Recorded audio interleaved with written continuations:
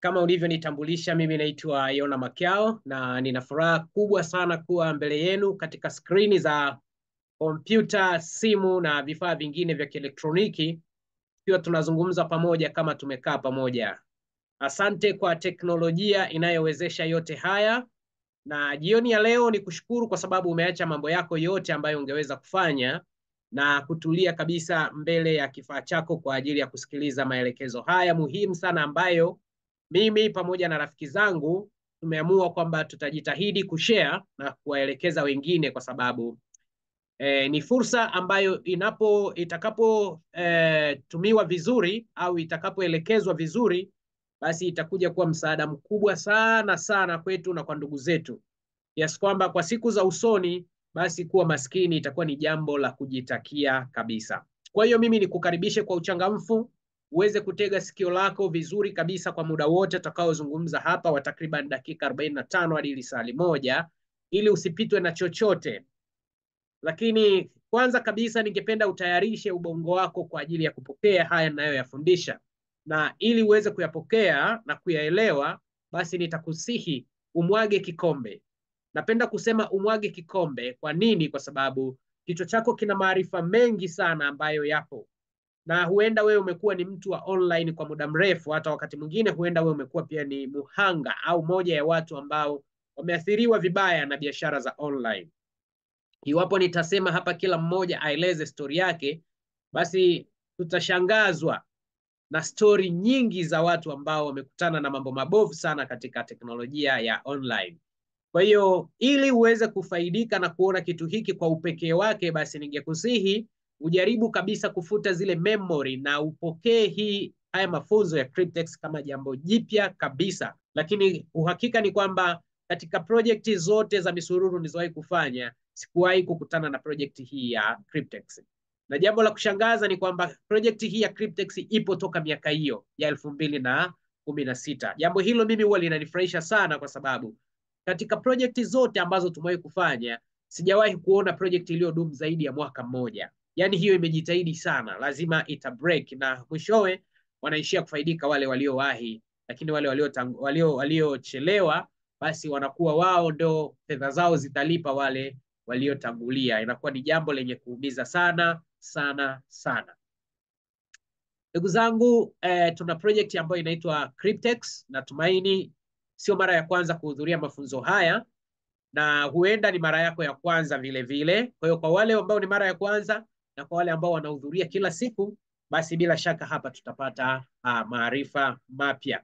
Basi bila kupoteza wakati, ningependa kushare screen ili nikupitishe katika PDF, tujifunze kwa pamoja mambo haya, na mwisho wa yote basi uamuzi utakuwa ni juu yako kwamba utaichukua fursa hii na kuitumia au utaitupilia mbali. Hilo halitatuhusu sisi. Badala yake sisi jukumu letu ni kukujulisha yale ambayo tumehisi kwamba tunawiwa kutenga muda wetu na kushirikiana na kuyashiriki pamoja na jamii yetu.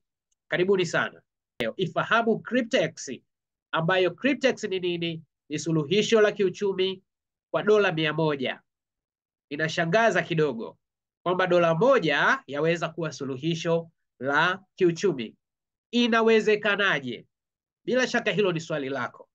Nyakati zote unapofikiria dola 100, ukirudisha katika pesa tulizozizoea kitanzania ni kama shilingi 300,000, haizidi hapo.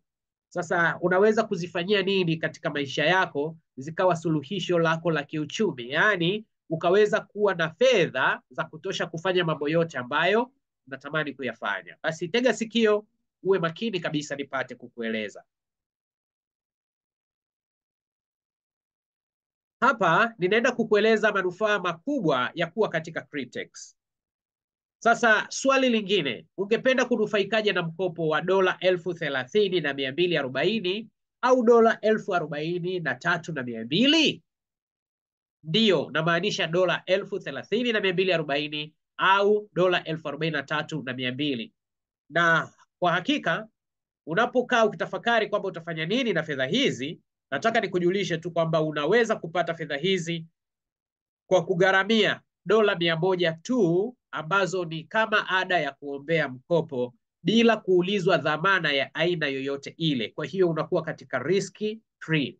Mambo haya ni hakika toka mwaka 2016, 17 mpaka leo, mambo haya bado yanaendelea. Kwa hiyo leo ni wakati wako mzuri ambapo wewe pia umefanikiwa kukutana na fursa hii ambayo huenda ungeijua labda miaka mitatu ijayo au minne au miaka 10 ijayo, kwa sababu hii ni fursa ambayo itakuwepo siku zote, kama jinsi Bitcoin toka ilipoanzishwa mpaka leo bado ipo.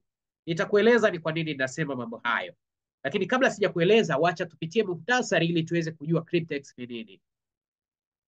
Cryptex ni mradi ulioundwa na jumuiya au tunasema ni community project. Mradi huu unajiongoza kwa ufiche, yani ni anonymous. Hakuna mkurugenzi wala kampuni wala makao makuu.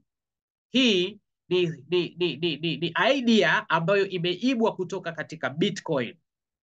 Bitcoin imekuwepo toka mwaka 2010 mpaka leo na itaendelea kuwepo kwa sababu ya sifa hiyo ya ufiche. Unapotaka kuiattack au kuidhuru au kuiangamiza Bitcoin hutaipata kwa sababu hujui hata mwanzilishi wake ni nani.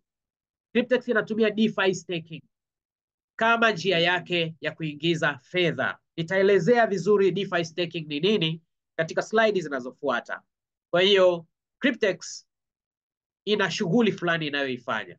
Cryptex inadumisha ushirikiano kati ya pande tatu ambazo ni benki, mashirika ya bima pamoja na washiriki wake, yani mimi na wewe, ambao sisi tunaitwa wallet holders. Kwa pamoja tunaunda Cryptex, na Cryptex inatengeneza kipato kikubwa kwa pande hizi zote kufanya kazi kwa pamoja.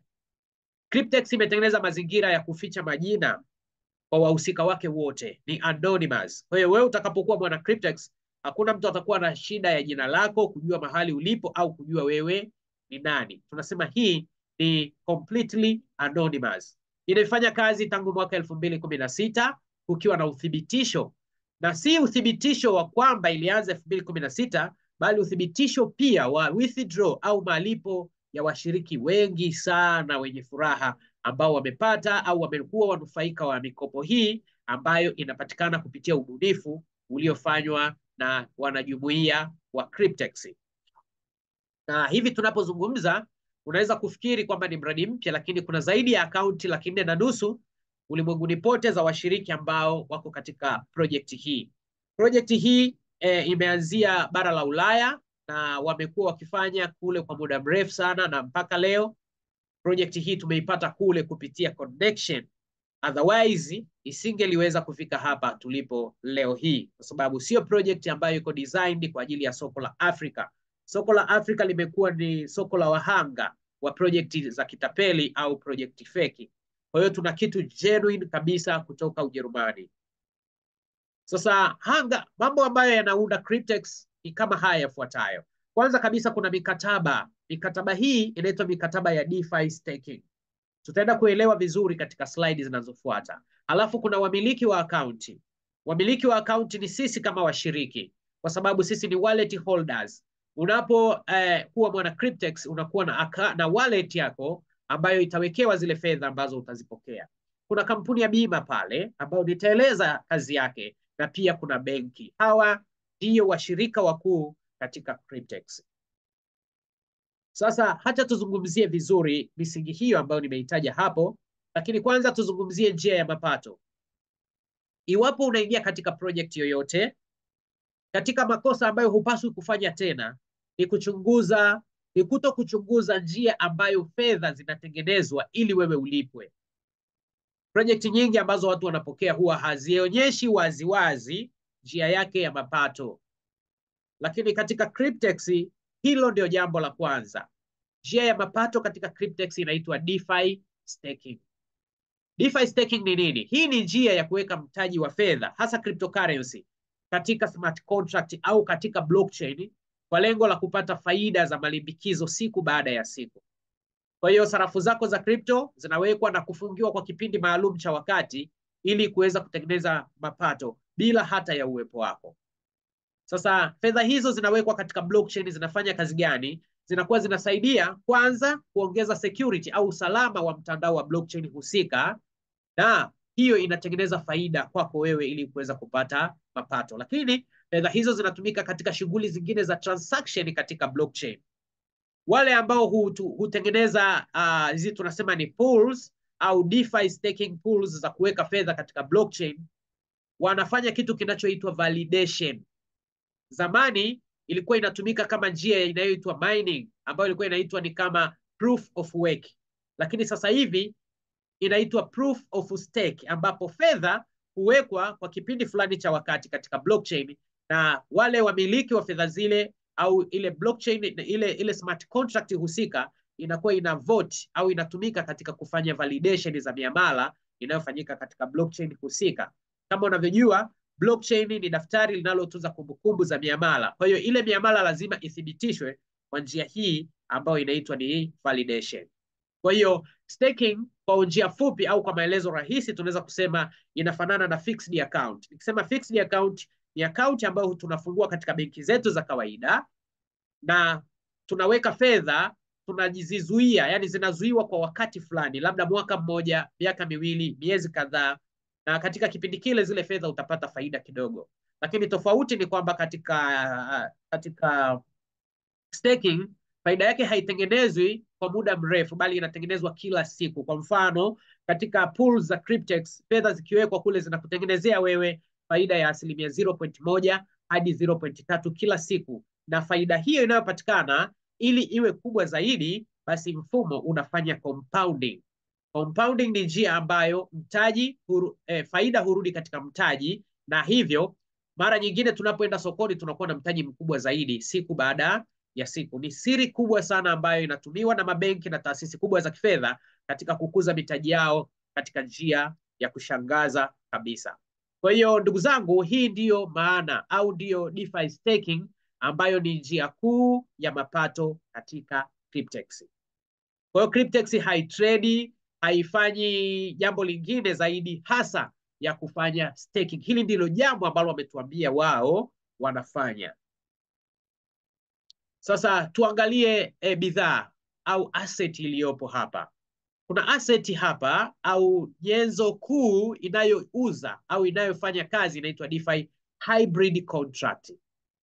DeFi hybrid contract ni nini? Ni makubaliano ya kimkataba ambayo yanafanyika kati ya hiyo smart contract, kampuni ya bima pamoja na benki.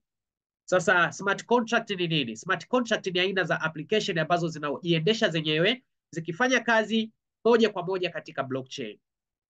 Sasa hapa kunakuwa na mkataba, ambapo mkataba huu unajumuisha benki yenyewe kazi yake ni kutoa mtaji, na mtaji huu unawekwa katika ile smart contract kwa muda maalumu. Hapa katika Cryptex tunachagua la muda wa miaka 3, 5 au miaka 7. Akaunti moja inaruhusiwa kuwa na zaidi ya mikataba, inaruhusiwa kuwa na hadi mikataba 50. Yaani wewe unapofungua akaunti yako unaweza kuwa na mikataba hadi 50, na kila mkataba mmoja ambao utafungua wa DeFi hybrid contract utaulipia thamani ya $100 kama application fee au subscription fee. Fedha hizo au $100 unayotoa sio fedha ambazo zinaingia kwenye mfumo kukuzalishia wewe, la hasha. Fedha hizo ni fedha za kujiandikisha ambazo Cryptex wanazitumia kwa madhumuni mengine, ambayo ni kufanyaje? Ni kulipa watu katika masoko, wale wanaoitangaza Cryptex, kwa sababu Cryptex wanahitaji wateja wengi zaidi ili na wao waweze kutengeneza faida kubwa zaidi. Kwa hiyo ndio kazi ya hiyo $100, ingawa pia wanaongezea fedha zaidi ili iweze kutosha kwa dhumuni hilo. Fedha zako au mtaji wako ni fedha ambazo utapewa na benki hapa katika Cryptex baada ya kununua, baada ya kulipia subscription fee ya $100. Natumaini tunaelewana vizuri hapa. Sasa hebu tuelewe kwanza nini maana ya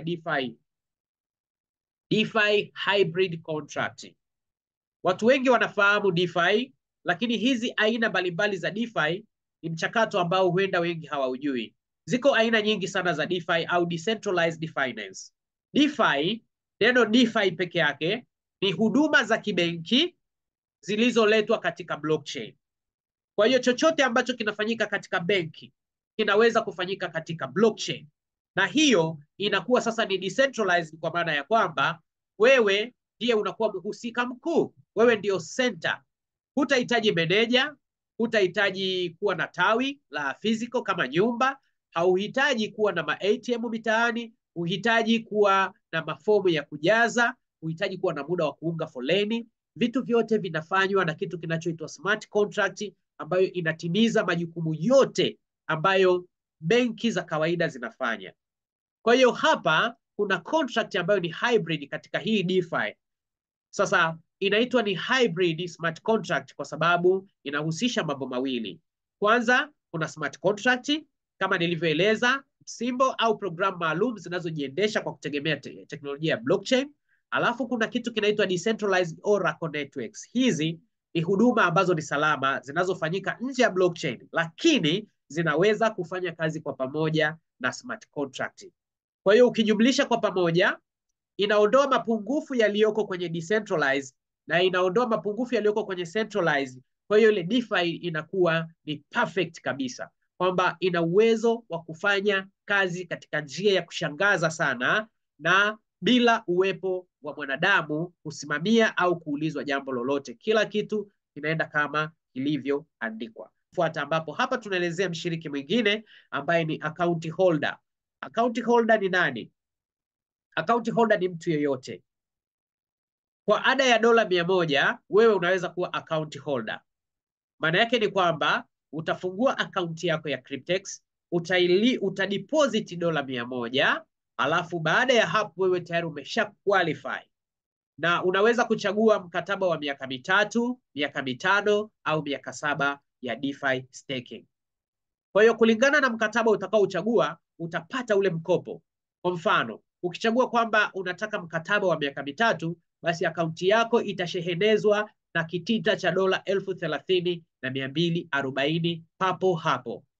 Na iwapo utasema ninahitaji mkataba wa miaka 5 au wa miaka 7, basi akaunti yako itashehenezwa na dola za Kimarekani 43,200. Na fedha hizi mara moja zitaingia katika smart contract na moja kwa moja zitaanza kuzalisha faida siku baada ya siku.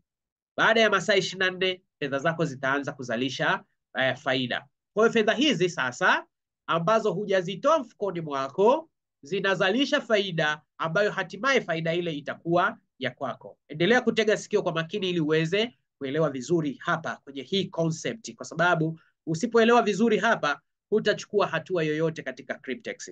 Kiasi hiki cha mtaji wa kuanzia huwa kinafanyiwa compounding mpaka mwisho wa mkataba wako. Kwa hiyo hutaweza ku-withdraw wala hutaweza kutoa chochote hapo mpaka mkataba wako utakapotimia. Sasa mimi na wewe ndio tunaitwa account holder kwa sababu tuna uwezo wa kufungua akaunti za Cryptex. Na kumbuka kwamba mradi huu wa Cryptex ni anonymous, kwa maana ya kwamba haufungui au hauhitaji utambulisho wa wahusika. Utahitajika email yako peke yake, ndicho kitakachohitajika. Hautaulizwa majina, hutaulizwa mahali ulipo, wala hutaulizwa wewe ni kabila gani. Kwa hiyo wewe ndiye account holder. Sifa ndio hizo, ni dola 100 zinakuwezesha kuwa account holder katika Cryptex, na moja kwa moja utapata mtaji wa kianzio kati ya dola 30,240 au dola 43,200 kulingana na chaguo lako. Tena kuna kampuni ya insurance hapa, kwa sababu unaweza kusema vipi benki hii haiogopi kupata hasara? Ukweli ni kwamba hakuna benki ambayo inataka hasara. Kwa hiyo kabla Cryptex hawajaruhusiwa kuleta wateja, walipewa sharti la kuhakikisha wanaandaa kampuni ya insurance ambayo kazi yake itakuwepo ili kufidia hasara ambayo inaweza kutokea wakati wowote. Kama mnavyojua, biashara yoyote ina riski na hakuna chochote kisicho na riski. Kwa hiyo iwapo lolote litatokea, basi insurance company italipia zile fedha ambazo wewe ulikopeshwa kama kianzio chako. Kwa hiyo wewe uko free. Tunasema Cryptex ni riski free. Ndugu yangu, ukishindwa kuwa tajiri katika kipindi hiki, basi wewe utakufa ukiwa maskini. Namaanisha hivyo kwa sababu vitu kama hivi ni vitu ambavyo ni nadra sana kukuta katika ulimwengu wa leo.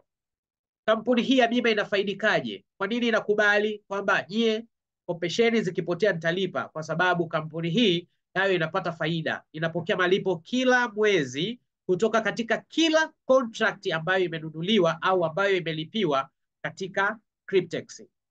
Kwa hiyo kuna deal hapa, pande zote zina inafaidika. Kampuni ya bima inapata fedha pia. Ndio maana imekubali kuingia mkataba huu, na kiasi ambacho walikuwa tayari kulipia ni kiasi kile nilichokieleza katika slide iliyopitia, $30,200 hadi $43,200 kwa mkataba mrefu na kwa mkataba mfupi. Kwa hiyo ni kampuni ya bima, na baada ya kampuni ya bima sasa benki inatokea pale, kwa sababu hichi ndio chanzo cha fedha za mtaji. Bima imekubali kulipia hasara. Kwa hiyo imekubali kiasi gani? Benki ikasema basi kiasi hicho ndicho nitakachotoa kwa kila mteja ambaye atakuwa ameidhinishwa na Cryptex. Kwa hiyo huyu anatoa mtaji kulingana na mkataba wako, iwe wa miaka 3, 5 au miaka 7, kipindi cha wakati ambacho wewe mwenyewe utakichagua. Benki nayo inafaidikaje sasa? Kwa sababu kuna mtu aliniuliza, kwa nini benki sijikopeshe yenyewe? Kwa nini hizo fedha wao wasiweke zikawa zao? Kwa nini wawe na kwa nini wanataka kutushirikisha sisi? Ukweli ni kwamba sheria za kibenki haziruhusu benki kujikopesha. Kwa hiyo benki inafaidika kutokana na magawio ya faida kutoka kwa wateja wanaofanya biashara. Kwa hiyo sisi kama wateja wa benki kisheria, kwa sababu tuna bima, tunapata mikopo, lakini tunapotengeneza faida katika mkopo tuliopewa, basi benki inapata sehemu ya ile faida, na faida hii inakusanywa kila mwaka kutoka kwenye kila faida ambayo inapatikana kwenye staking. Na unaona benki hizi za kidigitali, sio kaniambia tunataka